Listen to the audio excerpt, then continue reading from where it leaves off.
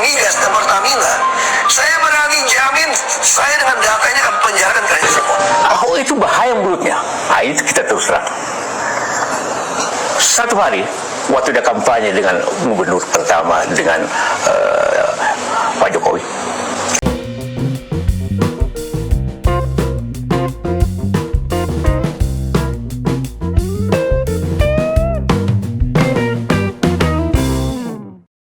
Assalamualaikum warahmatullahi wabarakatuh. Shalom, Om Swastiastu, Namo Buddhaya, salam kebajikan, salam sejahtera bagi kita semua.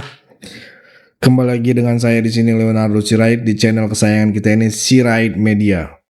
Oke teman-teman, kali ini kita membahas hal yang sangat menarik untuk kita simak bersama-sama.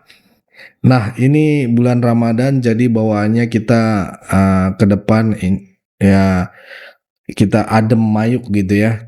Menyejukkan hati lah pokoknya gitu. Nah ini kemarin kan ada yang teriak-teriak macan ompong katanya gitu ya. Waduh Pak, kemarin kemana aja sih Pak gitu kan. Kok baru sekarang keor-keor gitu kan, berkuar-kuar gitu.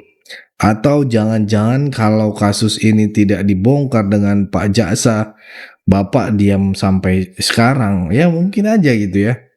Jadi jangan begitulah Pak, jangan mengadu domba rakyat ya, jangan bikin kegaduhan lebih panjang lagi di bulan Ramadan ini ya gitu ya. Kita kan lagi mau merayakan juga gitu kan, bulan puasa ini. Kalau memang benar macan gitu ya, masa macan tunduk dengan banteng gitu ya. Untuk adik-adik mahasiswa yang demo Indonesia gelap, ini kemana kalian ya? Persoalan ini kok nggak diangkat gitu ya? Ini kasus mega korupsi terbesar yang pernah dalam sejarah Indonesia teman-teman. Kalian kok diam aja gitu? Atau jangan-jangan lagi party gitu ya? Ya, lagi party hasil demo kemarin. Oh ya kita ingat koordinasi demo mereka kemarin kan gimana ya? Kan kita tahu lah. Nah ini orang orang yang pokoknya selalu menyuarakan Indonesia gelap gitu ya. Seharusnya kalian tuh demo ketua DPR untuk segera menuntut atau mengesahkan RUU perampasan aset. Seharusnya itu yang lebih utama gitu kan. Oke, tanpa berlama-lama langsung aja kita saksikan video berikut ini. Hai Ahok, saya lagi di Singapura, panas lihat gaya lu ngotot di semua medsos. Kamu kan komisaris, apalagi komisaris utama dengan gaji miliaran di Pertamina. Tugas komisaris adalah termasuk mengawasi pelanggaran yang sekecil apapun.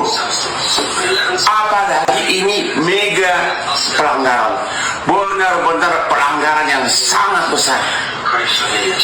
Sekiranya pun kamu tidak tahu, setidaknya kau harusnya mengatakan minta maaf kepada publik, terlepas dari apakah kau bersalah atau tidak. Tapi gayamu itu ngotot. Aduh Ahok kamu ya, malu dong. Itu tugas kamu komisaris.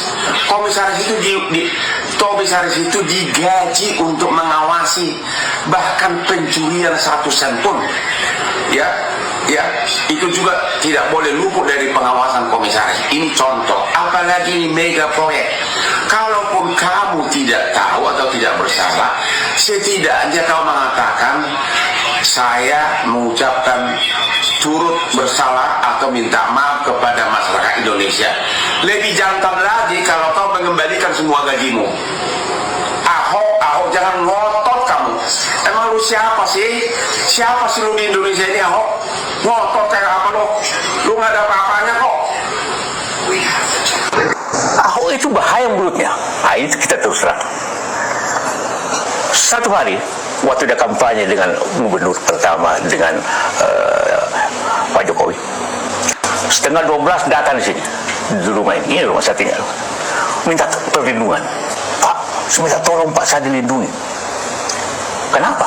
Dia pasal berkampanye ngomong salah tentang agama. Saya mau dikeroyok orang. Tapi karena itu saya bilang, saya ini anak buahnya Pak JK, ketua dewan masjid. Dia aman. Saya bilang ini orang bahaya. Dan kedua bikin lagi masalah di pulau itu. Jadi bahaya kalau jadi gubernur. Bisa berkait semua soal agama. Tentu dengan kasus yang sedang didalami kejaksaan, kemarin saya meeting sama Pak Kejaksaan, ya Pak JA, sebelum ke Magelang jam 11 malam itu, bagaimana tentu kita apresiasi yang dilakukan kejaksaan, kita hormatin.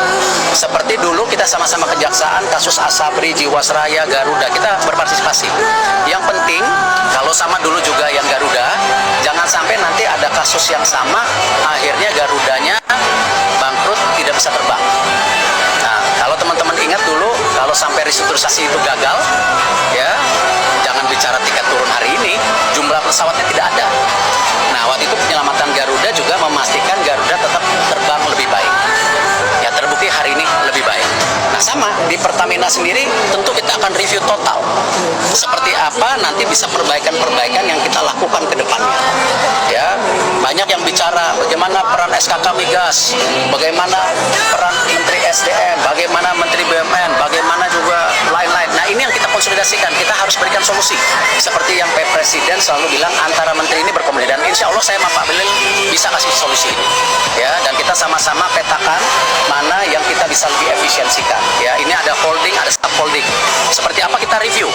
Ya, apakah ini mungkin ada 1-2 perusahaan yang harus dimergerkan supaya nanti antara kilang dan Patra Niaga tidak ada exchange penjualan, ya kita review, nggak apa-apa, ini kan bagian dari improvisasi. Tetapi kalau kita lihat kondisi Pertamina keuangannya dulu dan sekarang itu jauh lebih baik, pelayanannya lebih baik. Nah, apakah ada kasus-kasus? Saya rasa sama. ASDP juga ada kasus, ya, tapi jangan sampai persepsinya bahwa ketika ada oknum, ada individu, akhirnya seluruh korporasinya itu dibilang tidak baik. Kita harus jaga. Pak Ahok, saya mau bertanya, Anda merasa berhasil atau gagal sebagai Komisaris Utama Pertamina 2019 sampai 2024 dengan adanya kasus korup terbesar di Pertamina yang merugikan negara hampir sebesar 1.000 triliun rupiah? Tolong jawab Pak Ahok. Kalian yang nganggap saya nggak berdaya hari ini ya. Mungkin ada yang nganggap saya itu macan ompong di Pertamina karena hanya dirut. Tapi kalian tunggu, waktu akan berputar. Semua catatannya akan saya pegang. Satu hari ganti rezim, mempenjarain kalian semua. Kalian ingat baik-baik kalimat saya, direksi. Saya boleh keluar dari sini, tapi catatan yang saya punya, kalau rezim betul-betul mau membereskan negeri ini dari Migas dan Pertamina, saya berani jamin saya dengan datanya akan penjarakan kalian semua. Oke lah, keren lah Pak Ahok. Mungkin sebagian orang ada menganggap, oh Pak Ahok ini keren, mau buka-bukaan dan segala macam. Tapi menurut saya terlambat. Lebih saya apresiasi lagi kalau dulu dia pada saat Pak Ahok sebagai Komisaris Utama Pertamina buka-bukaan, berani beberkan semua. Kan kata dia punya data, rekaman, dan segala macamnya itu tentang oknum-oknum Pertamina, harusnya dibuka pada saat itu. Kalau sekarang terlambat lah, negara sudah merugi banyak, masyarakat juga merugi, ya kan?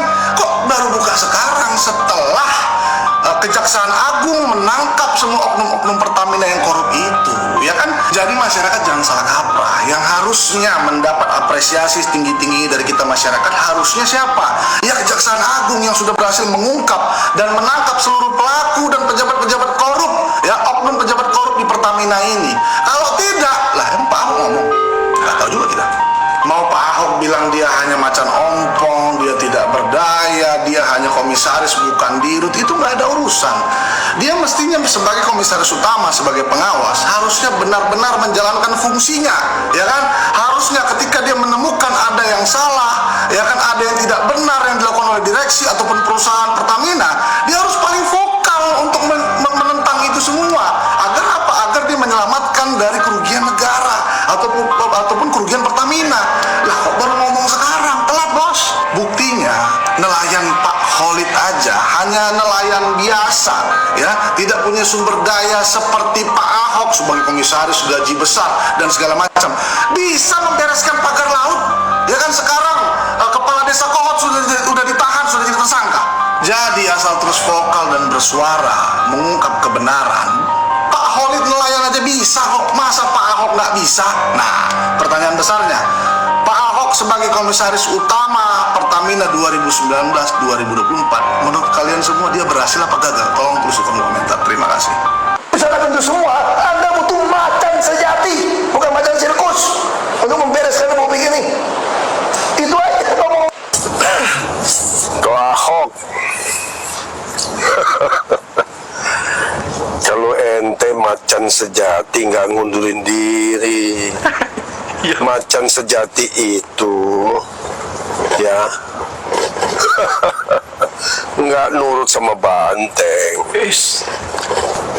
Ya, ente macan ompong cuma ngaum doang, nggak bisa nerekam. Itu masalahnya. Makanya Pak Prabowo lihat ente nggak bisa diandalkan. Mana lu Mahasewa, kok nggak mau turun ke jalan kalian-kalian ini? Diperkirakan hampir 1 kuadriliun total kerugian negara akibat korupsi Pertamina. Mana lu Najwa Shihab, mana peringatan darurat lu, mana media lu yang provokator itu? Ayo provokasi lagi biar semua rakyat turun ke jalan untuk menuntut disahkannya undang-undang perampasan aset. Berani nggak? Ya enggak lah, orang nggak ada dorongannya, nggak ada duitnya. Kalau aja kita fokus disahkannya undang-undang perampasan aset, koruptor itu udah pada gigit jari sekarang. Tapi apa? Kalian malah mendukung mereka, menolak efisiensi. Ayo demo, turun ke jalan. Mana kalian tuntut itu DPR untuk membuat undang-undang tentang hukuman mati untuk para koruptor. Berani nggak? Nggak cuma koruptornya aja, tapi sekeluarga dihukum mati karena ini adalah penyakit. Ini adalah penyakit yang turun-temurun diturunkan dari zaman Belanda, dari zaman Londo Ireng. Sejarah itu dibuat pemenang, kita selama ini dibodoh-bodohin. Belanda nggak seburuk itu, kita dijajah sama bangsa kita sendiri sampai sekarang. Atau demo si Puan untuk sahkan undang-undang perampasan aset. Kalau tidak, dipecat aja. Nah, gimana? Setuju nggak kalian?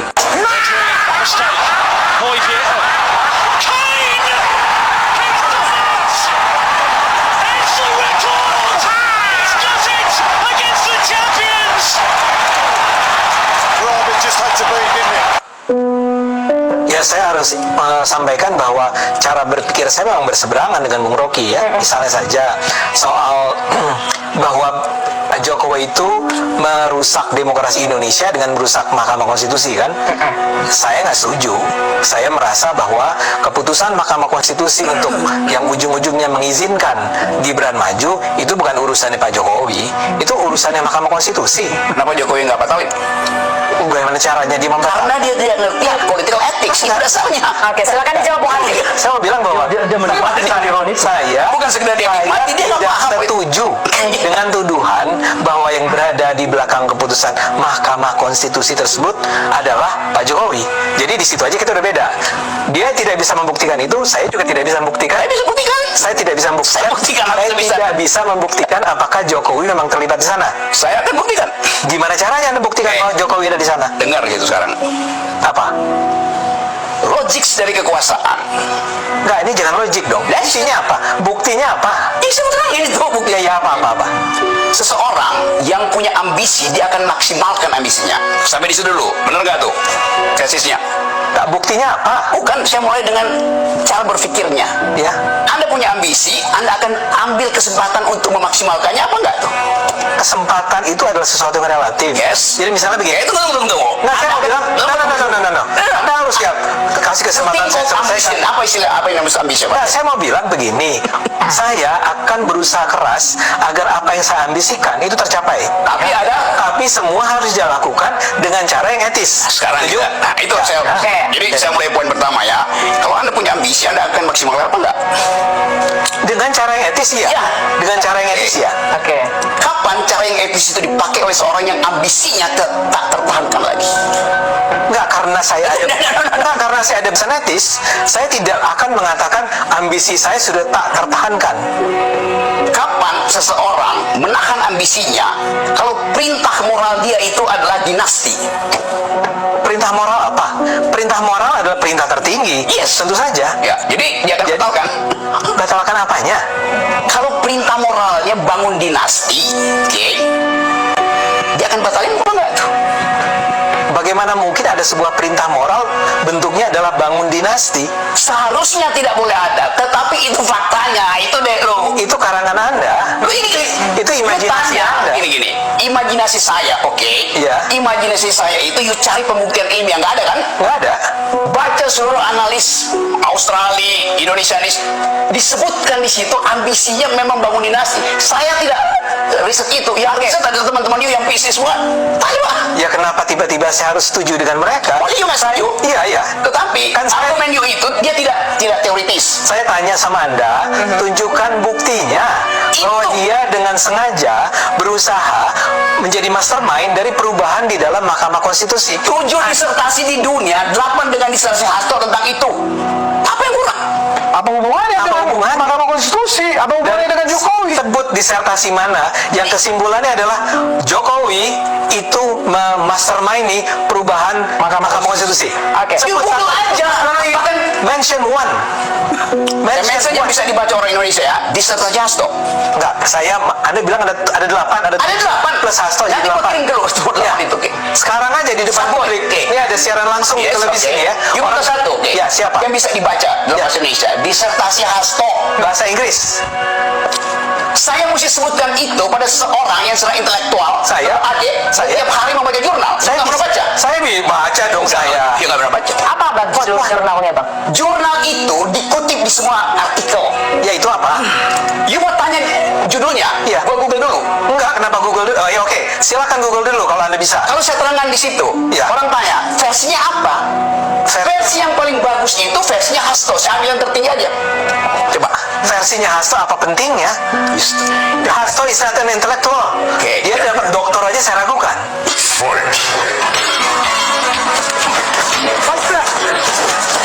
Wow, kantor Wapres lama banget. Wow, ada apa nih?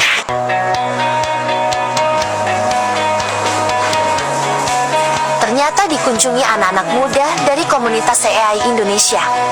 Anak-anak muda ini mau terlibat untuk meningkatkan literasi AI generasi muda Indonesia. Wow, keren wow. Nah kalau kita sebenarnya dari komunitas AICO, kita salah satu komunitas AI yang terbesar sebenarnya di Indonesia. Kita ke sekolah-sekolah buat belajar AI gitu. AI ini benar-benar powerful, bisa bikin kita terbang, bisa bikin kita lari. Wow, keren ya.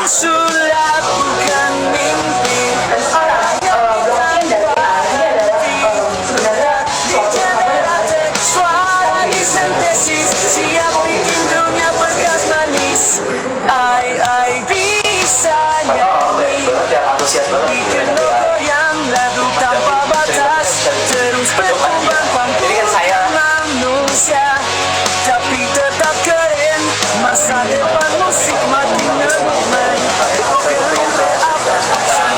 kan saya di IC-nya siapa, tidak siapa, nanti balik lagi ke pelapor. Ingat kita ini sebagai manusia sering menjauhkan diri dari Tuhan karena tidak jarang melanggar ajarannya.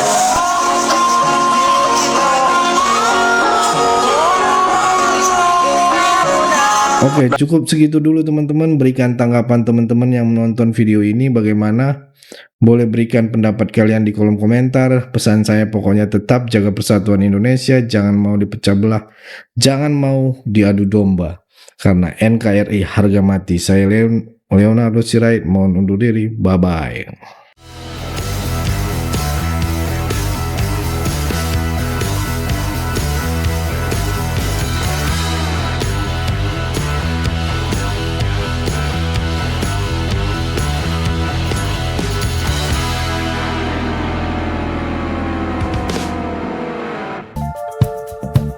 Kawan-kawan yang mau mendukung Sirait Media, boleh melalui rekening ini dan bisa melalui Kris Mobile Banking ini.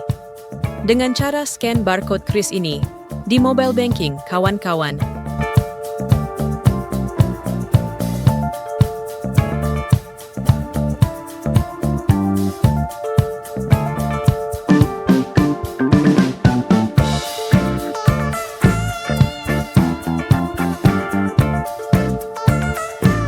Dan jangan lupa juga mendukung pelayanan di yayasan kami melalui rekening ini dan bisa melalui Kris Mobile Banking ini dengan cara scan barcode Kris ini di mobile banking, kawan-kawan.